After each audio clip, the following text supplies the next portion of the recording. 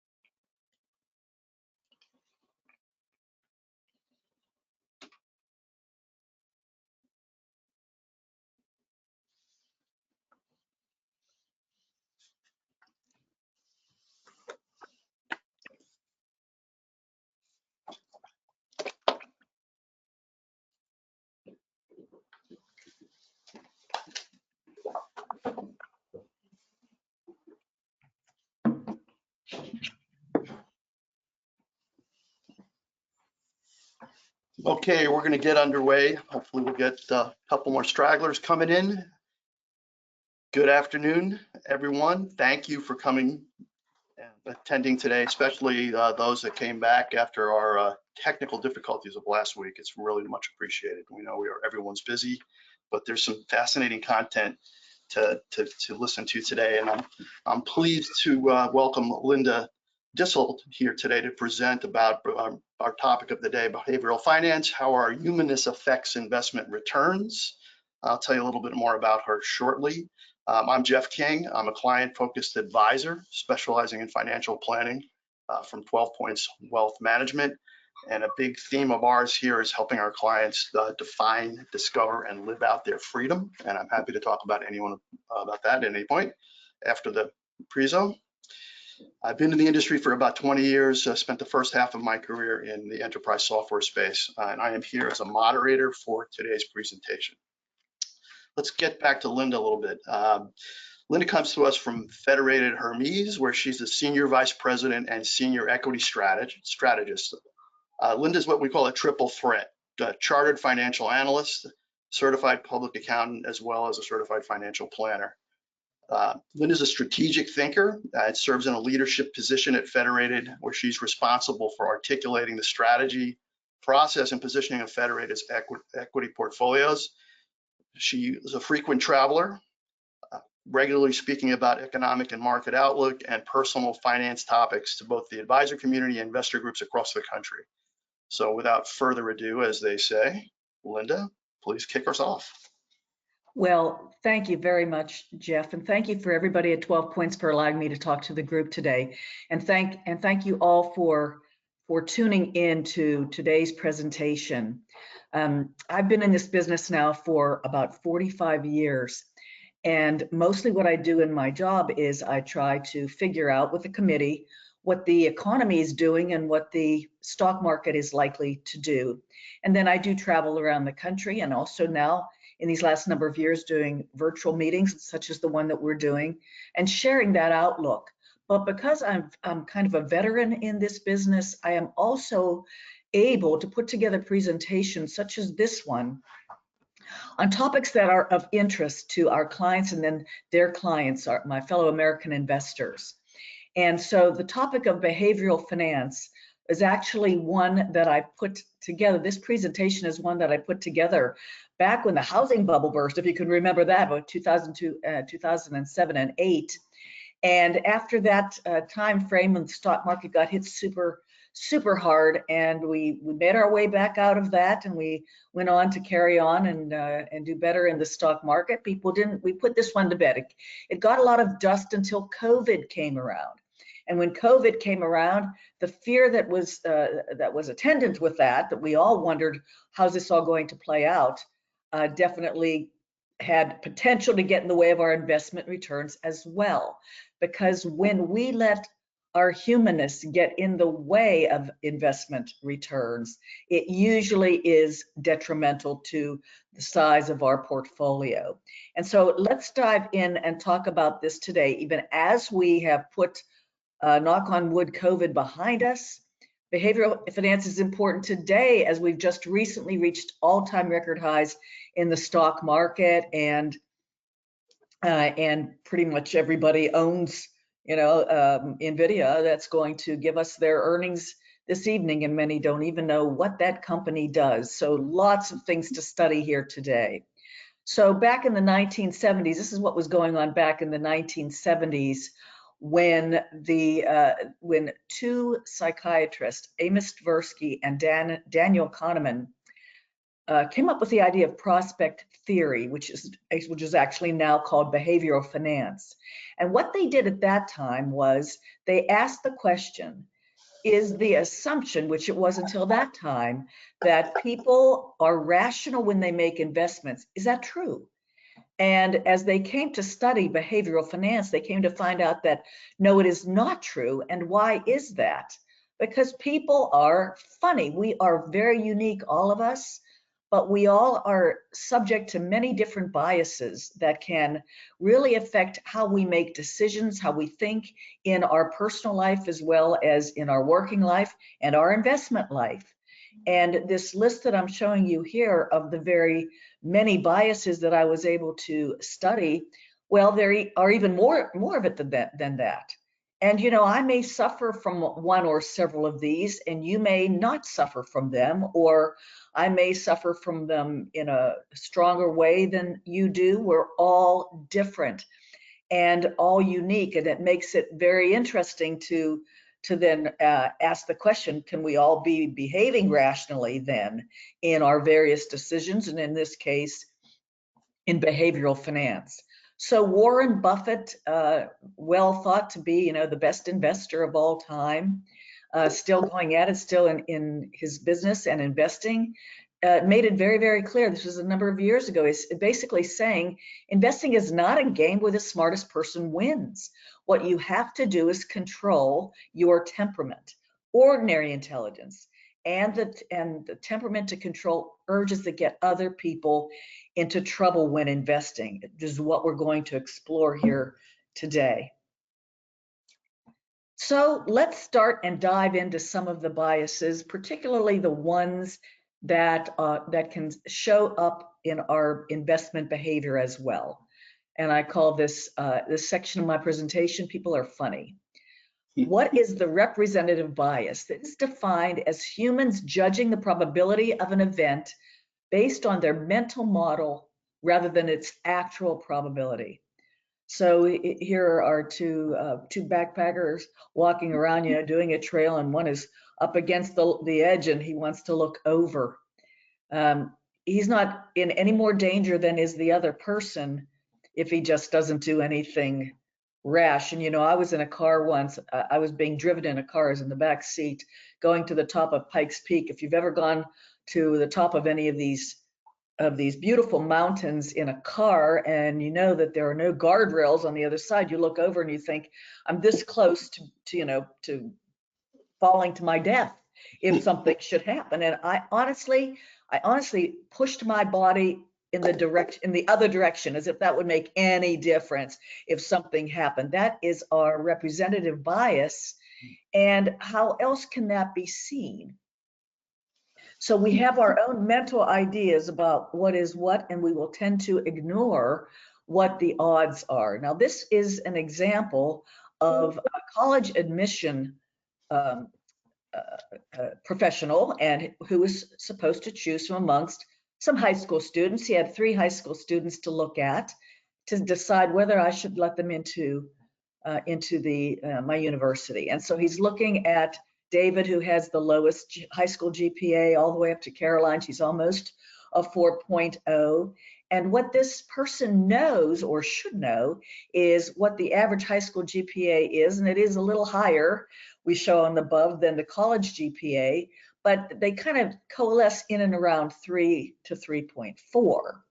And so, but in this case, he predicted the college GPAs of these 3 students by actually saying, well, I know it's more difficult to be in college, and so I'm going to knock them off, when in fact, as they made their way through schooling, they all kind of coalesced in towards that 3. The actual GPAs are generally closer to average than our predicted ones, which is something that hopefully they've come to learn. Anchoring bias, this is a really difficult one, particularly as we consider investing. It is defined as having a hard time handling abstract figures. So we anchor onto the initial value. You know, if anybody looks at the stock market, if you watch any of those programs in the morning and you see these numbers, you know, ticker tape below the commentators, maybe on the side, showing you what is the level of the stock market. We look at the S&P 500 more than the Dow Jones these days because it has 500 companies within it, where the Dow only has 30. But either one, you could look at them and you could get to a level. And actually, as we are now with the S&P 500, really kind of stuck and consolidating in and around S&P 6,000. What is it about 6,000? Well, it's a round number, and there is historical evidence that shows that people, when they're bidding up the market to a milestone like that, may stop at a moment, or that if they go over that level, they may correct and come down, but not go below that level. It is just an abstract figure. And so me, as somebody who studies the market, who's able to occasionally appear on television, and they want to know, well, where do you think the stock market's going to finish this year? And we give them a number. It's not just a number. It looks like a number to anyone maybe that's not in our business, but we try to determine what should the value of that market be, of the market be, by this year end, based on what we think earnings will be and what we think we ought to pay for those earnings. So the anchoring bias is difficult. It's also difficult when you buy a stock and the stock goes down, and if you watch it too closely and you'll say, I feel terrible about this, as soon as it gets back up to that level, that is just a number and not a reason to make a decision. And this was a study that was done by these 2 very same psychiatrists that I mentioned, where they divided 2 groups, put them into 2 different rooms, and they spun the wheel for each of them. And wherever the wheel stopped, they asked them a question. Estimate for us as a group what percentage of Division I football players are in the NFL. And interestingly, those who were in the room where the dial stopped at 10 guesstimated about 25, but those who were in the room that was 65, and their guesstimate was much higher, obviously, unless you're a big sports fan, you may have no idea what the answer is to this question. But isn't that interesting how we anchor on to random numbers, part of our humanness? Now, this is a big one, and that we have to be aware of as well today, particularly when you can search on television, or you could look on YouTube, have podcasts, you can have your own blog that you follow that helps you see where the stock market is. And it's good to be a student of the market. It's good to learn and to dive in and to watch these programs and to try to learn about investing in general. But we make decisions many times based on a limited amount of knowledge that we can accumulate. Even me, and I'm somebody who studies, and Jeff and his team, even though we study the markets and have been doing this for many years, we can fall prey to just following one or a few of our favorite sources, when that's not good. You need to have a breadth of sources, and you also need to be kind of a professional at this. It's not as easy as it may seem. And that's one of the problems. Bounded rationality bias has gotten a lot of investors into trouble. This looks at thematic returns. What are the investments in thematic returns for the market in general? And then what do investors experience? So if I look on the left part of my chart here and I show you a black bar and a green one, basically what it says is what did the stock market do on average? On average, it returns about 9%. That's the black bar. On average, investors get less than that, and that has to do with, with mistakes into when they're investing. But it's really, really stark difference on the right side when we're talking about themes. If you have a favorite theme or a hated theme and you invest based on that, you stand to lose money. This shows you on the left-hand side of this chart with bounded rationality bias that solar energy has truly changed the world. And you can see how solar power capacity installed has advanced dramatically.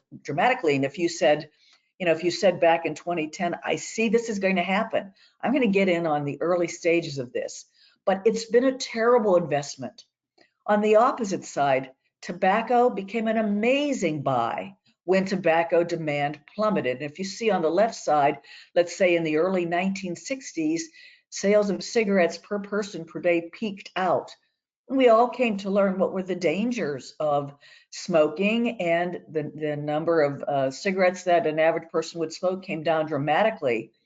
In fact, at that time, and you can see on the right-hand side what happened to the stock market returns of tobacco stocks versus the rest of the market even. You saw it peaking out and then coming down fairly dramatically, only to start rising dramatically after this news, having probably a lot to do with the fact that people just dumped their tobacco stocks. If you remember the settlement and worried about the settlement, and look what an amazing investment it had become in through, this is basically, I think, in through so let's say 2011 or 2012, even as versus the market, spectacular returns. Now, this is a big one, and one I think that is important to decide today. Okay, if you're in the market, are you investing or are you gambling? Now, as a professional in the market, and I'm sure Jeff as well, for the people that are on this call, and why you use 12 points, hopefully you are using the market is in a way to invest, to see your portfolio grow so that you can have a good retirement and leave money to your heirs. Or is it gambling? Now, investing or gambling, that is your choice to do with your money. But the idea, and this can be a big problem, especially in bull markets, the belief that if an event happens more often than normal, it is less likely to happen in the future. If I play roulette and it keeps hitting on red, I may very well say, black has got to come up. Black's going to come up next, maybe put all my chips on that, when in fact, we all know it's a 50-50 chance. Here's a big one, and really was stark in and after the housing bubble versus this vividness bias, and it goes back to 2018, and shows you how our personal savings rate rose dramatically in through COVID. Now, part of that was because we didn't have anywhere to go or to spend our money on, but we were very much afraid. We started to come down a bit, but then it spiked up again in 2021. And then as we started to get away from the COVID experiences, we started to really enjoy life. We started to see the stock market do well. Stock market's doing well if you're happy with your portfolio. Pretty much everybody has been. We realized that our savings rate, what we save out of our pay, had historically troughed at 2.2% back in 2005, but averaged almost 7% over the last 30 years.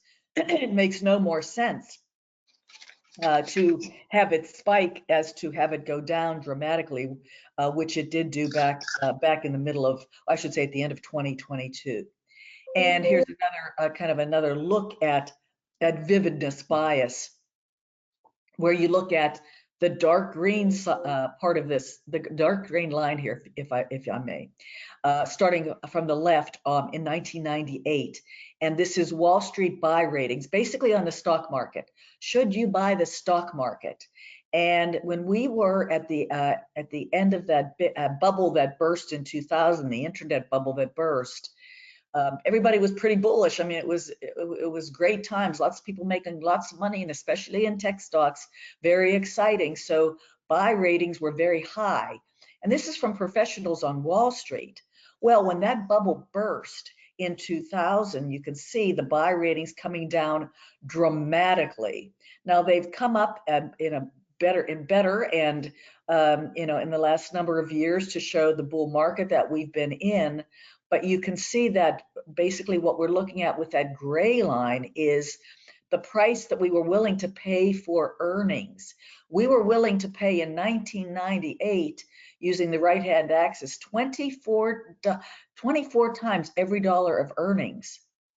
But by 2010, we were only willing to pay like 10 times. We wanted bargains.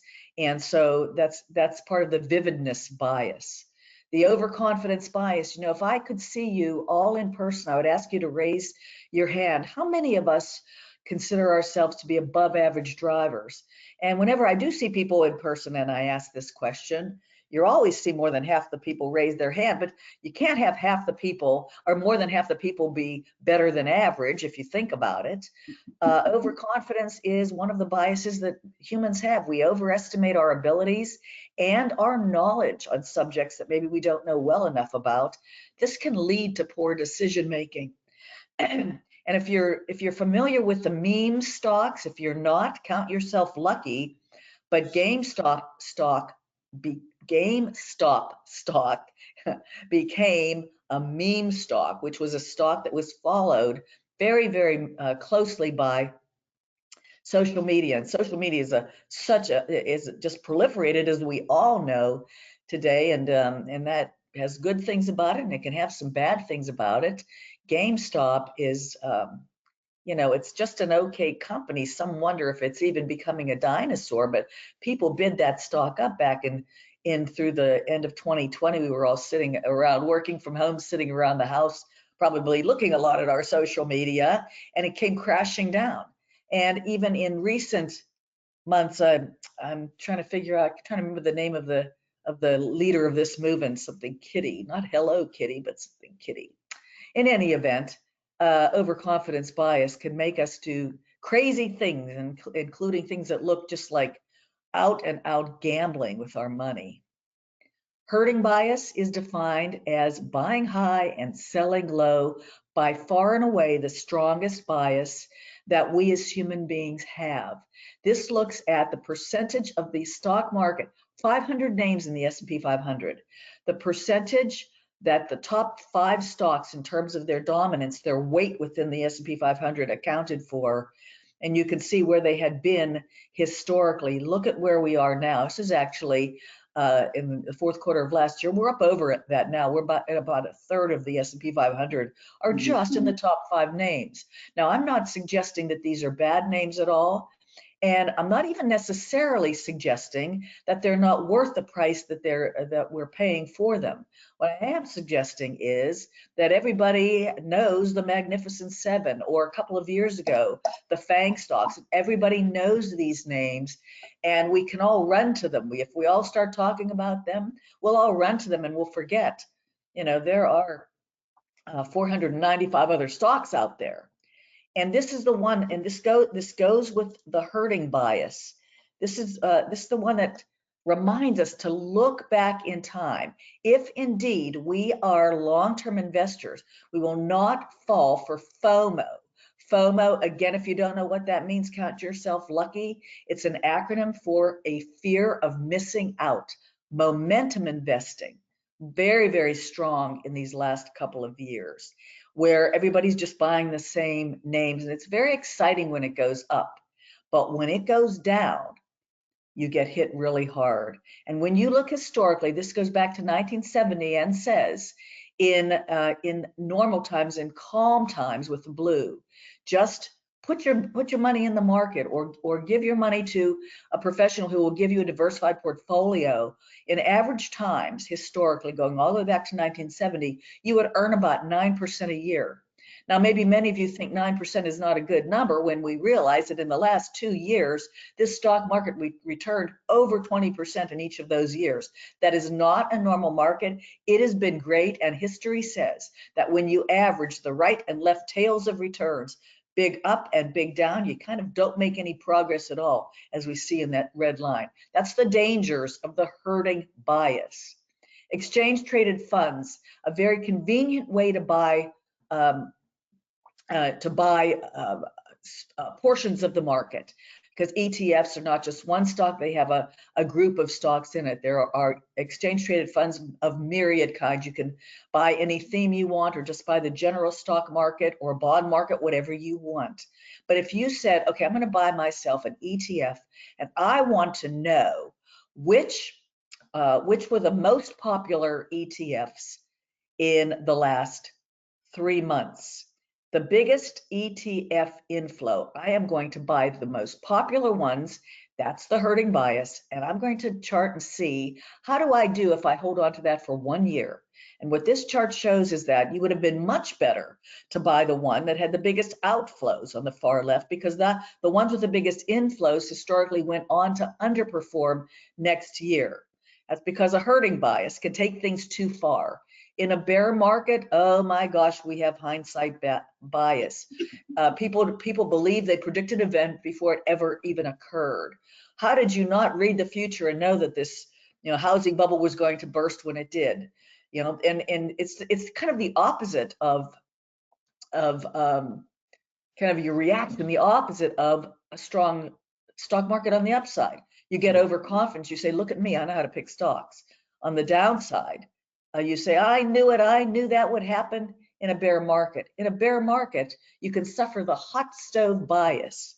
This hot stove idea, humans overweighting the worst outcomes, and I show you a stove and I show you a cat, because Mark Twain back in the day spoke of a cat who jumps on a hot stove will never jump on that stove again, even though for most of the time it's not on. And I saw a lot of that after the housing bubble burst. I saw a lot of that, particularly at the beginning of COVID, when you started to see us coming out of COVID, and people saying, no, sir, I'm putting my money in cash. I'm never going to invest in the market again. The hot stove bias. What are you worried about? I'm worried about this current administration. I'm worried about the border crisis. I'm worried about inflation. Whatever you're worried about, there are forever and always things to worry about. And in our business, we call it the wall of worry.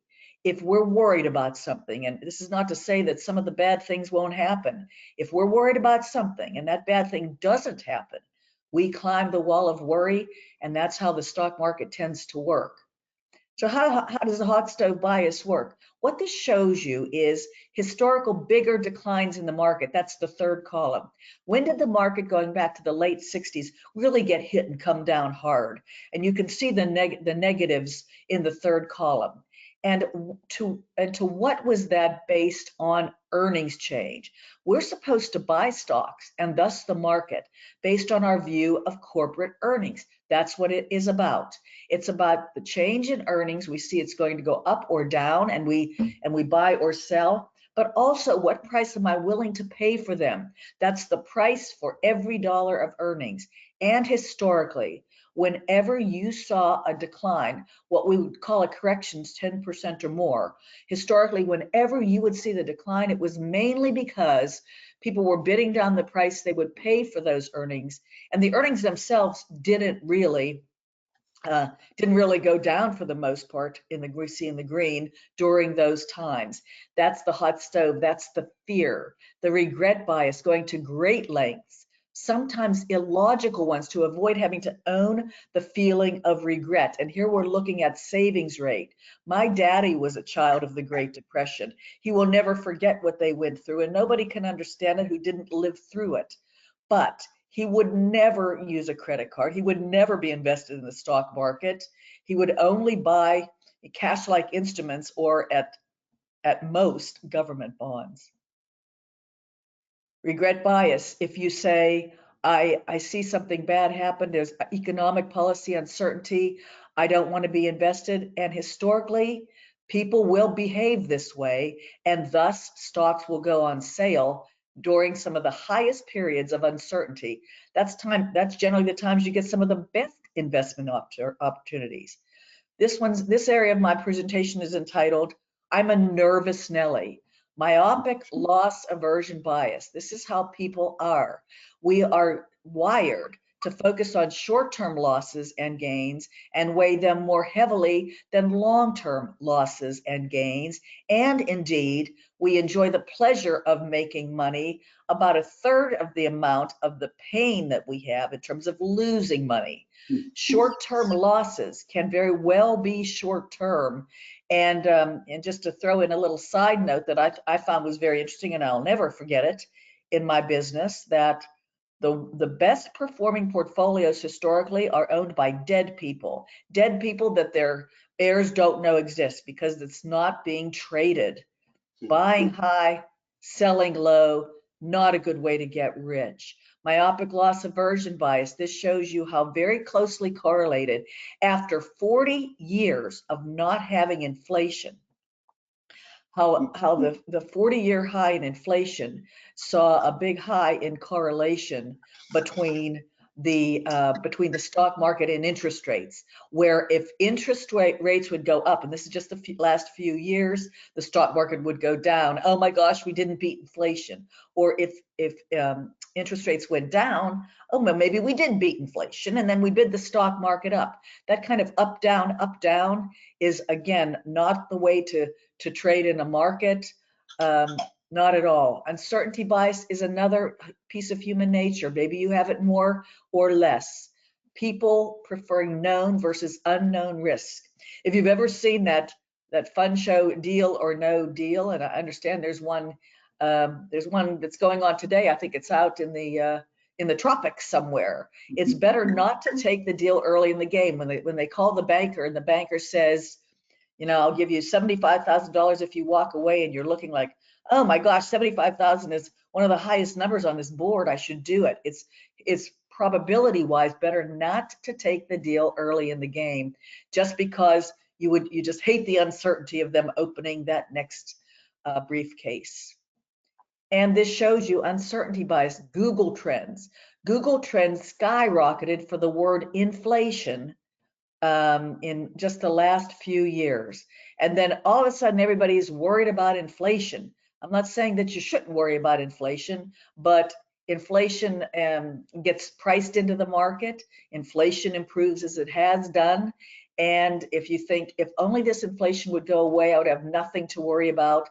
Unfortunately, in this world that we live in, there is always something to worry about. So if I'm a nervous Nelly, then I think I'll just follow the crowd. And this is really, really interesting. This, again, the two psychologists that we spoke of at the beginning who studied behavioral finance found groupthink bias. It kind of goes along with the herding. A lot of times the crowd is just wrong. So what they did here was, this was an actual experiment with a group of students in college in 1951. And they put them all in like round tables, maybe round tables of 8 or 10. And they would say, let's go around and look at these two cards, if you would, and tell me, looking at the first card and the length of that line, which of the 3 lines on the right card matches the length of that line? And so they would start with the person, ask the first person, what do you think? And the first person might say, it matches the one on the far right. And maybe you're the guinea pig in this group of 8, and you're looking at it and saying, no, I don't think so. I think it's the middle one. And then they go along, and everybody in that group, up until your turn, says it's the one on the right. And what the results of this survey was, or this study was, is that 75% of the time, people went against their own better judgment to go with the crowd, and they called the wrong thing. Groupthink bias can get us into trouble with the stock market. That's FOMO again. And looking at March 2000, just before that terrible bubble burst back at the beginning of this century, We were trading a extremely momentum market. We didn't care what price we were paying, and many people got hurt very, very badly. This shows you where we are currently. It's still coming off of a momentum market, and we need to be aware of that groupthink bias. Cognitive dissonance bias, it's my way or the highway. This shows you we are predisposed to disregard news that does not respond to our worldview. And as we all know, our country and our leadership is more polarized than it ever has been in the history of this country. Cognitive dissonance bias. Who's Bernie Madoff? He was the hedge fund manager who had unbelievable returns. And if anybody asked him, how did you get these fantastic returns? You seem to never lose money. He'd say, you can't have, I'm not going to take your money if you question me. I'm not going to tell you how we do this. When in fact, he was operating a Ponzi scheme. And when the entire Ponzi scheme blew up, lots and lots of people lost all of their money. And this fellow died in prison.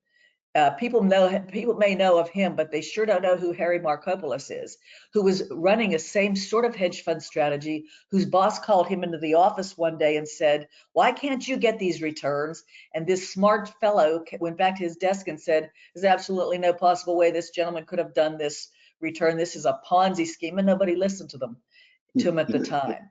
Speaking of highways, it's best to stay in your lane. And so, you know, it's not as simple as throwing darts at a wall. The best idea is to know what we're good at, what we are not good at. And if we want our money to outlast us, well, there's two things to remember. One is what my boss loves to call up and to the right. Again, we all have things to worry about. There will always be something to worry about in the market. You can always find someone who's bearish and says, if the end of the world is coming tomorrow, you can find that.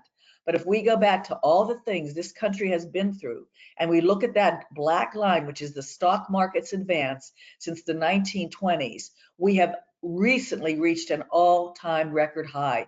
History shows patience and diversification. This is a fun little chart that we look at in our business, and it rank orders year by year, color coding, the different things we could invest in, commodities in green, US treasuries, whatever. And then at the end of the year, we rank order them from top to bottom. Now, the biggest loser in 2024 was US treasury. Should I buy treasuries now? Do you think it's that easy to make money? No, it is not that easy to try and figure out this quilt. Rather, diversification is the best answer, and know yourself. Know yourself. Know your biases. And if you know your biases and you share them with your advisor, who is probably what you need, and I don't need to be telling you this, you're on the call today. An advisor will not let their emotions get involved. They are, and your portfolio manager, your leadership over 12 points, they are professionals in this business, and they will listen to you and what risk tolerance you have, and etc. So with all that being said, and with great thanks, this is my commercial, and we can go back to stop sharing. I didn't give 10 minutes, and I apologize for that, but I did leave 2 minutes. That's perfectly fine. Thank you, Jeff. That was absolutely fascinating. Well done. We do have a couple of minutes for questions, so I'll give you folks a minute or two to think about some. I'm just going to kick it off with a couple questions that I have, which is, so the vividness effect, that bias, our tendency to give this disproportionate weight to any information that's striking or dramatic. It kind of came to mind. It's like, do you see this bias at play when we consider sensationalized social media posts that tend to, the more they're dramatic and potentially fact-free that they might be, they tend to spread about 6 times faster than accurate ones. Could you talk about that relationship real quick? Sure, Jeff. And I had no idea that it was that was that stark, because it's all about eyeballs, isn't it? And this is something that's new in these last 20 years, and it really only got exacerbated in COVID and post-COVID, is the ability to just look around and really fall into rabbit holes. And clickbait, we all know what clickbait is. And and this is, vividness is, especially again in times of trouble happened and I can't imagine a better day, or I just keep making money, just keep making money. This is crazy. I'm up, and this and this and this. And you read somebody who says you need to put all your money into this stock or whatever. I'm going to make you millions and millions. And it's more of a risk, I think, today than really historically is the vividness bias and and just believing what you see that's most sensationalized. That's our It's human just easier. nature. It takes a lot less work and effort to do that. And that kind of ties into the herding bias, which is my second question. So we position this on webinar on the premise of herding bias being one of the most powerful. Do you agree with that assessment? And how would you rank the top three? So let's just say herding bias is one. So what would be two and three? Well, I think definitely herding does deserve its place as number one, and that's because it has been shown that that is the obvious, most common bias that we are, that we're subject to as human beings. Herding will cause us to buy high and then sell low, or he did it, he must know, he sounds very confident, he must know. That's that whole FOMO idea, the fear of missing out on the upside and then the extreme fear on the other side. And, hedge funds take advantage of this. Hedge funds help to exacerbate these moves, getting people in retail to sell when they shouldn't. Number two, I know I'm supposed to only do three, but number two, I'd like to put two of them together because they're two sides of a coin, if you will. Overconfidence, which again, this goes to our not being equipped just as general investors. We're not equipped with the amount of research, nor is it probably our own line of expertise to be overconfident. So whenever I give this presentation now and I'll say to the group, are you happy with your portfolio? I'll bet you're happy with your portfolio. Guess what? I am, and so is everybody else. That does not mean I'm a good stock picker. On the other side, the hot stove bias. When money gets lost in the markets do not go up in a straight line. They don't go down in a straight line. And as my recent chart that I showed you, historically, it's all about corporate America, the growth of an economy, the growth of the earnings. The hot stove bias says, I lost a lot of money. I shall never, ever get involved in the market again. This is a terrible way to behave if you're hoping to have a portfolio in retirement. And then I'll just put number three, Monte Carlo and the sort of gambling idea. The slow versus steady historically does win the race.